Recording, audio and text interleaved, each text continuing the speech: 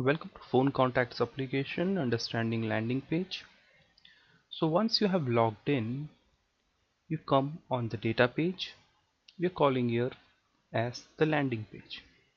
The sequence of events which happen on the landing page are: user successfully logs in and comes to the landing or data page. User gets the contacts shown on the page.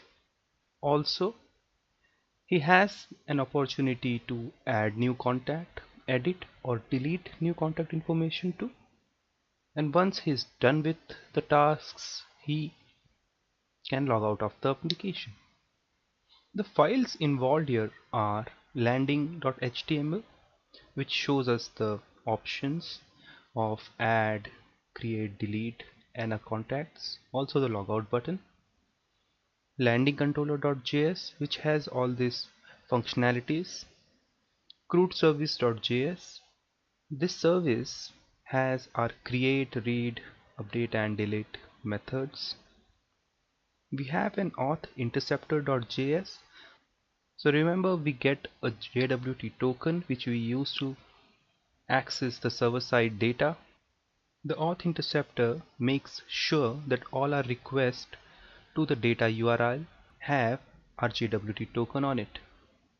These are the files on the client side. On the server side, we have Jwt Interceptor.java. So remember, we configured this in our first lesson while we were doing the setup. So every request going to data URLs are intercepted first and checked for the authentication token. If the token is valid, we send the request to the PhoneCrudeController.java, which handles our requests. And with the help of the contact service implementation and contact repository, we provide the data back to the user. So let's have a look at the code now. Once the user has logged in successfully, we get a Jwt token, and also we set authenticated flag as true in our local storage. Let's have a look how these things get stored. So this is the page we come to once we have logged in the application. If you click on application, we have something called storage. In the storage, if you click on the local host, you will get a Jwt token which we get from the server and the flag we are setting. So this is the page you land in. We are routed to the state called data. Data corresponds to landing.html, the page we just saw, and has the landing controller. Let's have a look at the landing controller. So as soon as we are routed to the landing controller, the scope.init method is fired, which sends a request to get contact on the server and assigns the data we get from there to scope.contacts. As we don't have any contacts yet, this page is showing us empty. Landing.html, this is the page we saw. So we have a logout, add new phone number and our data, which has name, email, phone and action. So as soon as the landing controller loads, we fire ng init.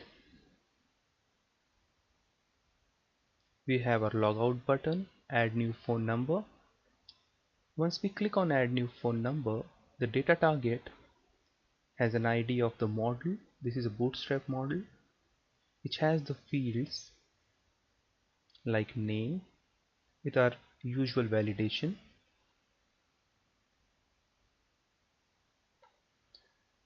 for a valid name, a valid email, valid phone number. If things are put correctly, we have a save button enabled which calls save contact. If you have data, we show it on the page using a ng repeat. Our actions are edit and delete. All our requests use the Auth Interceptor, which takes our JWT token and assigns to the authorization header. This header goes with all our requests to the server. It is intercepted on the server side to check the validation of the request. So how do we make sure that all our requests go to the server with this token? This is configured in our PhoneBook app.js. This line does the job. HTTP provider interceptor push our auth interceptor on the requests. So that's the client side of it. Let's have a look how getContact works on the server side.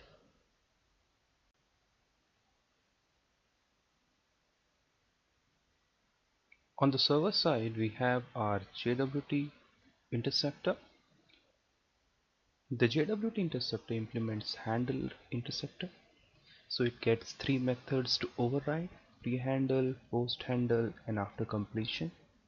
Here we'll be overriding pre-handle. In pre-handle, we have the request, response, and the object handler, which basically is our controller. So once we get the request, we take our authorization header, which is our JWT token. We check that it is not null or empty, and then use our authenticate service is valid request to check for the validity. If things are fine, we let the request go through to a controller.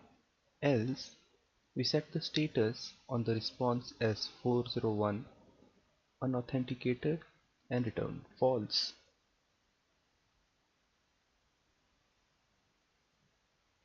So once the request is validated, it goes to our PhoneCroot controller. The getContact is handled by getContact's method in our PhoneCroot controller.